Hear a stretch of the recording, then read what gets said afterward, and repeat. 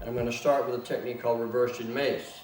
Now, when you see reversing Mace, a lot of times people do it for a step-through punch. It's for a step-through left. I said, most people are right-handed, and it's based on the boxer. The attack should be the shuffle jab, cross is the principle. Like, you know, a right-handed boxer stands right side back, and he comes in with a jab, and he's not trying to take you out with that jab. He's trying to set up his major. So we say the real attack is the jab cross. See? He's trying to set this up for the right cross that will work. And that's what we do, is evade the right cross. And we use that with a principle called baiting. If I stand neutral, neutral is to be covered. So if I have an opponent, like you as looking from the camera view, you would say, okay, if I want to attack me, where am I going to do it? So you're trying to look and find an opening. If I bait or I open the line, then you see this frame, like my head in a picture frame, around the door, or picture whatever, then you'll naturally come through the door. You see where you want to go. I don't stay closed, I open up. So people think they understand this, but we want one direction on your hands, and not three motions with two directions.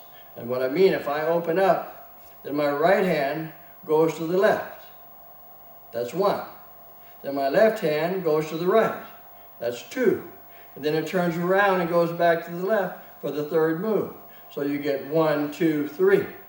If I stay under my elbow, you get one direction and one move. And that's the economy of motion principle that we use for the baiting and the framing principle. Okay. So that's that. Remember, we want to be under the elbow, to be the other side of the frame, and we go 1. Now, we have to move. So when we move, there's another rule of motion in Kenpo, that when the foot stops, the hand stops, or when the hand stops, the foot stops. So I'm going to shift my back foot to 430. All the Kenpo practitioners know and understand the clock principle. So I'm facing 12 when I shift my back foot, and I don't do that as 2 moves also. You see a lot of people do a crossover 1 and float and unwind as 2. That again is 2 moves. See? So when we move, we just shift. Just shift. One smooth move. Shift. Okay, now, principle for that, Carlos, I want you to come in. It's the secondary move. When he comes in with this jab cross, if I stay here, you will be hit. You're in harm's way, in the reach of the backup weapon, or really that's what he's setting up. So when he moves, my principle is to get over here so he can't reach with that hand. It's called zone of sanctuary is where we're at. And you can hit him. So that's, remember, the angle and what the technique is for really is not the left. It's for the right that's coming behind it. All right, so when we get to that position, a lot of people use counter rotation or torque principle. I tell you, this is not a torque technique, or shouldn't be a torque technique. You can do that, but it's not the way we wrote it. Now, most people counter rotate.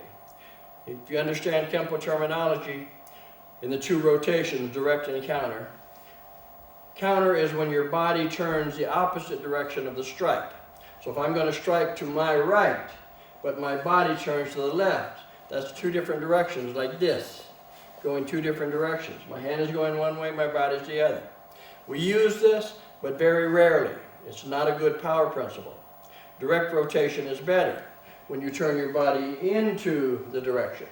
The big one that shows us the most and the best is thundering hammer, where you come in and you turn in the same direction with the strike, and then you feel and see that better.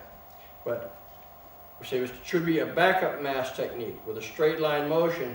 And remember, backup mass is your body weight moving in line with your strike. So when I teach the technique, I use the push to make the point on it. So when he comes in with his move, once I get her, instead of hitting, I just go, hey, and I push him away. I push him away, and this sway engine, this is not torque. This is not torque. It's like, you know, the sword thrusting, you know, backup mass. So yeah, I use my hand with this, and there is no rotation or rotation this way. And so again, slow motion, when the shot comes in, when the back knuckles come in, it's going into with my body weight. But I don't want to make this too much of a major and lose him. I just want to hit him hard enough to stun him to be able to finish the technique. So that's how that should be done. The second part is the kick.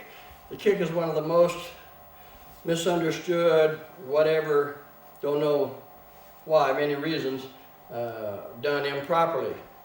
And it's from not turning into position. Most people, when they make the kick, they kick short and across. Now I want you to think of a baseball bat.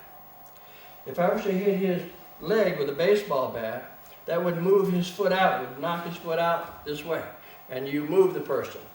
And that's another thing. We say we have techniques that move the man, that work because we move the man, and other ones work because we don't move the man.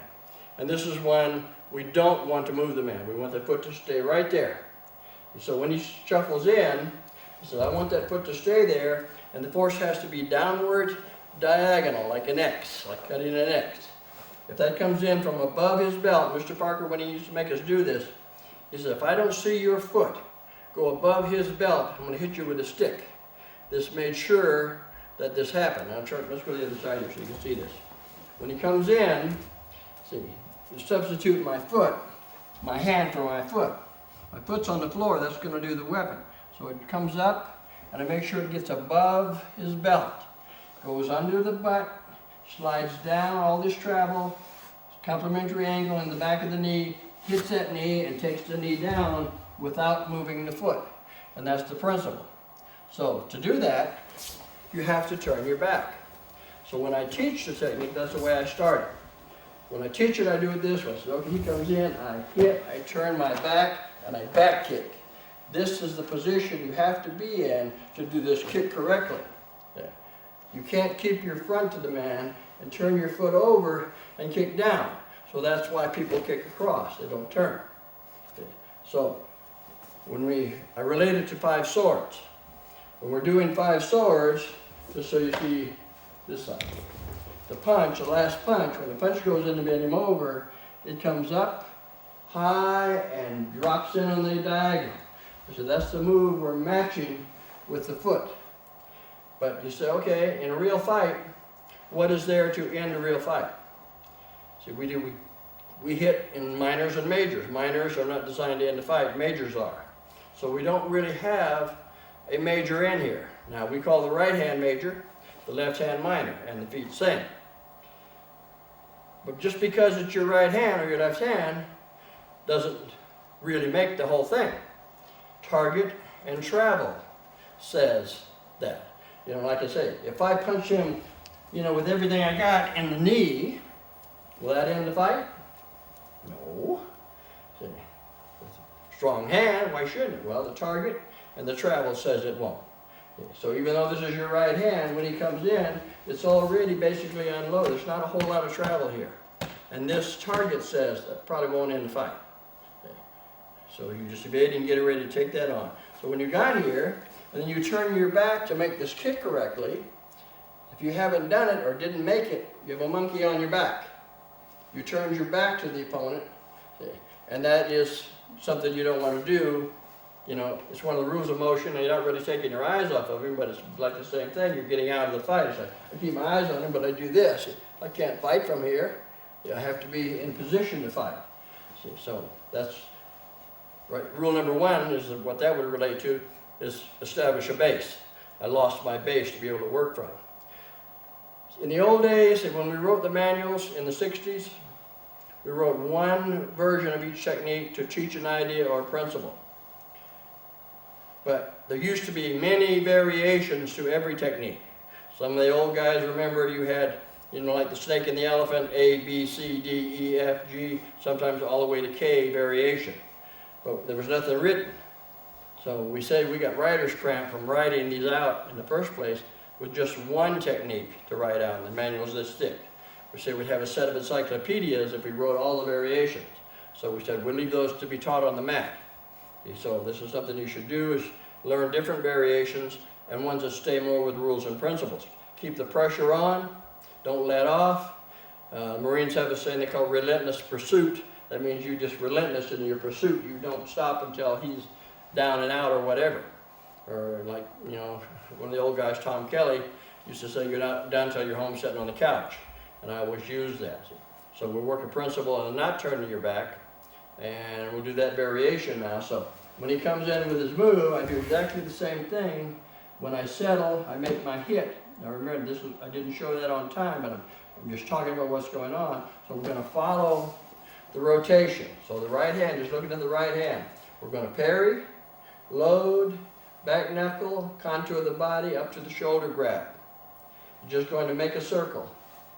That's all it's going to do, and keeping the hand going. Now we have another ruler principle. Don't take your eyes off your opponent.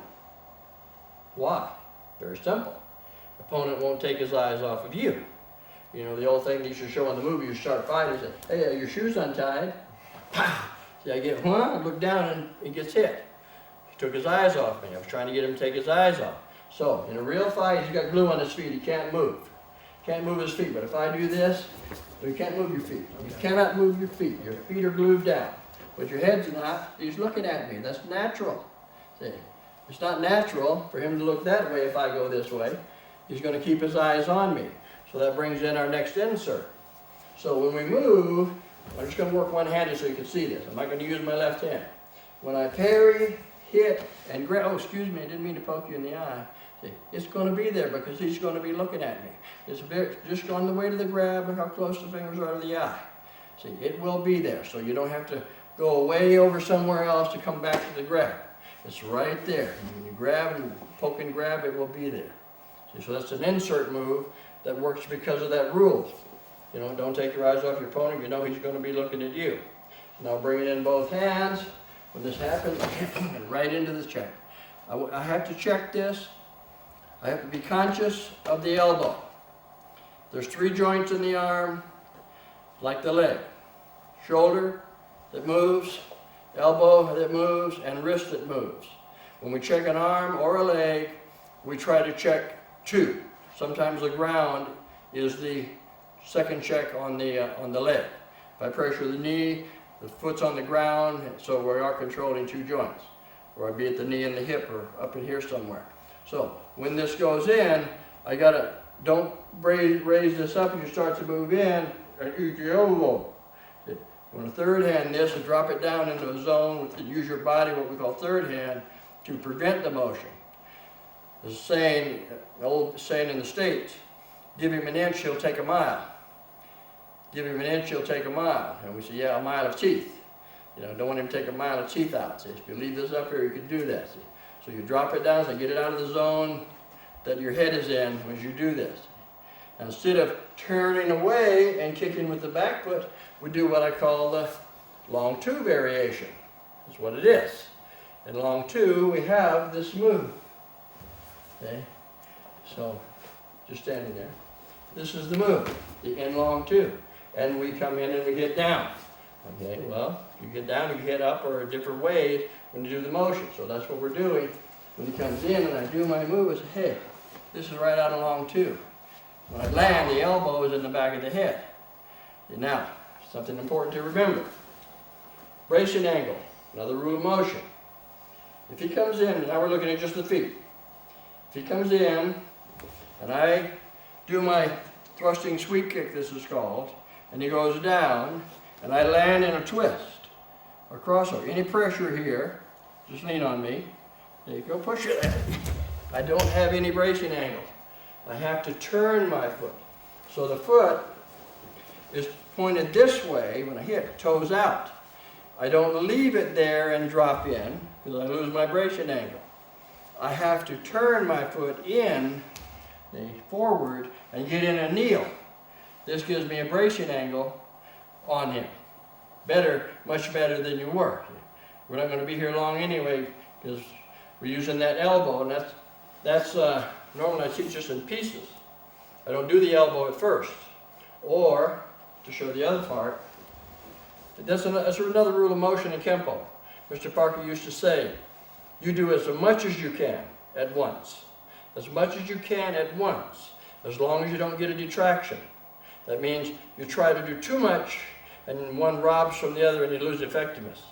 So, it's what you can do as a self-defense. You know, you say, oh, I can't do that right now, but later on you might be able to do that. So now just looking at the feet again from here, this angle. Yeah, so you see the insert move.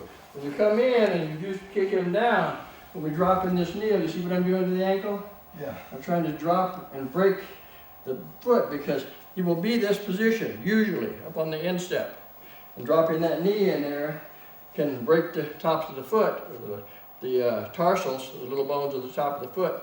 I had this happen to me in Pasadena or Santa Monica many, many years ago. I was teaching this, and I told the student, I said, now, don't drop on my foot. You'll break my foot. Well, he got rambunctious or in a hurry, and he did it and broke my foot. So I told you not to do that. He said, it was an accident. That's what we say. This is finding, the accidents or the inserts by accident. So we should point it out. It's there, so be careful. So when you land, you're trying to drop that elbow in. At the same time, you don't let go. Once you grab your shoulder, don't let go. Don't let go. So when you land, the elbow comes in the base of the skull. That's just a stunner. You're not going to knock him out. You could, but it's just a stunner. It gets his attention. So that's when the foot lands, the elbow lands. So we're looking for that when all this happens. So again, I'll do the first part here, slow motion again. When he comes in, you settle with this, come around to the poke, latch on, kick him down, you drop the knee and the elbow. Okay. Now, he's still up. Another one of Mr. Parker's rules. Never leave your opponent standing up. So you always get them down. So from here, if I didn't, really if you think about this, again, there's no real major in here. The broken foot won't keep somebody out of a fight, and if he's tough and you miss or his head was down a little, he slipped over, you still haven't done anything. If he wants to turn into me and hit me, he can, if I don't have this locked up. So the left hand or the right hand, his good hand, will come into play. So we're going to do that. Just turn it with your right hand, and this is what you have to worry about.